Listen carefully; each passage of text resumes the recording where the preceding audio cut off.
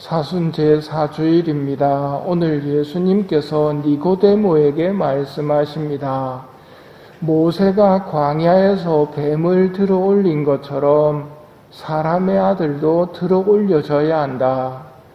믿는 사람은 누구나 사람의 아들 안에서 영원한 생명을 얻게 하려는 것이다.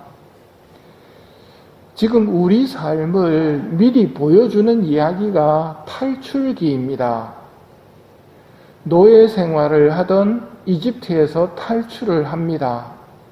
마찬가지로 죄의 노예 생활을 하는 이 세상에서 우리도 탈출을 하고 있습니다.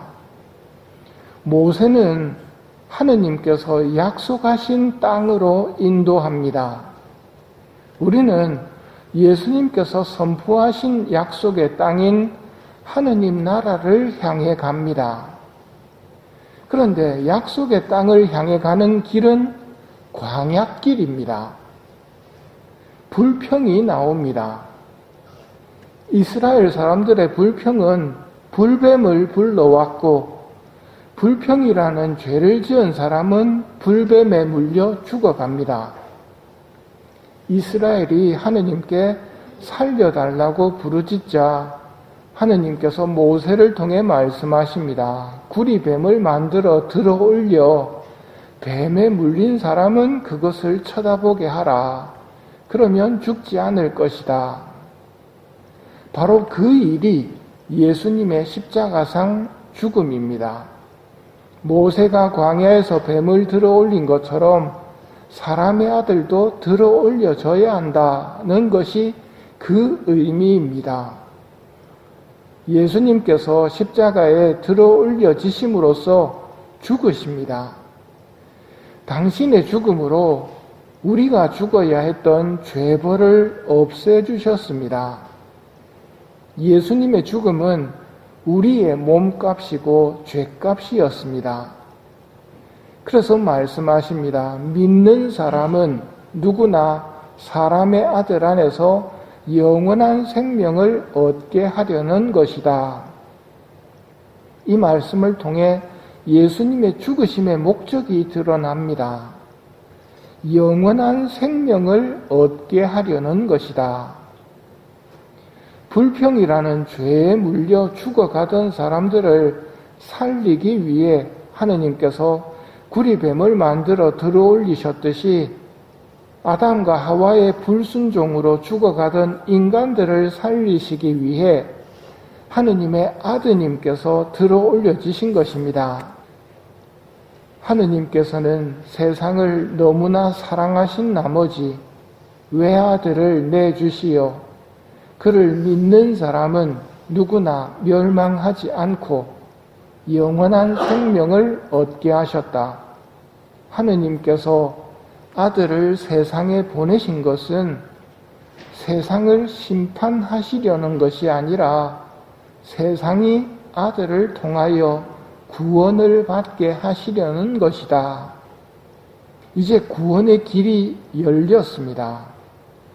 예수님께서 그 길을 앞장서 가십니다. 구원을 원한다면 예수님을 따라가면 됩니다. 예수님께서 우리에게 하신 말씀도 나를 따라라 입니다.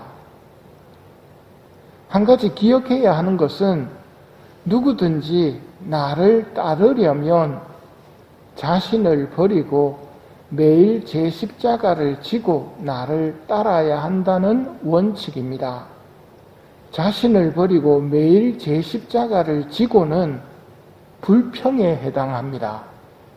이 광야길을 가면서 마귀는 우리를 불평하라고 유혹합니다. 예수님께서는 그걸 지고 오라고 하십니다. 즉 불평하지 말고 예수님을 따라라고 하십니다. 약속의 땅으로 가는 길은 광야길일 수밖에 없습니다. 광야길을 가면서 웬 모래밖에 없느냐고 불평을 하면 답이 안 나옵니다. 생명의 길을 원한다면 예수님이 가신 길을 따라가야 합니다. 그런데 예수님은 좁은 길과 좁은 문을 통과하십니다. 왜냐하면 그 길이 생명으로 가는 길이고 그 문이 생명으로 들어가는 문이기 때문입니다. 불평하는 인간의 본성은 넓고 편한 길을 원합니다. 그런데 그 길은 멸망의 길입니다. 예수님을 믿는다면 예수님을 따라야 합니다. 예수님을 따르지 않으면서 예수님을 믿는다고 말하는 사람은 거짓말쟁입니다. 그때는 하느님께서 한 분이심을 믿습니까? 그것은 잘하는 일입니다. 마귀들도 그렇게 믿고 무서워 떱니다. 마귀들도 믿는 것은 믿습니다. 따르지를 않습니다. 예수님을 따르지 않으면서 믿습니다 하는 것은 마귀의 믿음이고 그런 믿음은 구원을 받을 수 없습니다. 오늘 우리가 새겨야 할 것은 하느님께서 우리를 너무나 사랑하신 나머지 외아들을 내주시어 그를 들어 올리심으로써 다시 구원의 길이 열렸다는 것이고 그 길을 앞장서 가심으로써 따라오는 사람들에게 영원한 생명을 얻게 하셨다는 것입니다. 예수님을 보면 여러분은 무슨 생각이 드십니까? 하느님이 너무나 우리를 사랑하셔서 보내주신 외아드님이라는 것을 떠올려야 합니다. 우리를 살려주시려고 보내주신 구세주라는 것을 떠올려야 합니다. 그게 여러분에게 떠오를까봐 마귀는 예수님 하면 불편하게 느끼도록 유혹합니다. 죄에 물리게 되면 예수님이 두렵습니다. 구세주가 아니라 벌하시는 분으로 느끼게 만드는 것은 마귀에게 이미 물렸다는 뜻입니다. 이 감각을 되찾기 위해서는 제대로 성찰을 해서 고해성사를 봄으로써 예수님이 하느님께서 우리를 너무나 사랑하신 나머지 보내주신 하느님의 외아들이시고 나를 살리기 위해서 나에게 생명의 길을 가르쳐 주시기 위해서 오신 구세주라는 것을 느끼도록 고해성사가 만들어 줄 것입니다.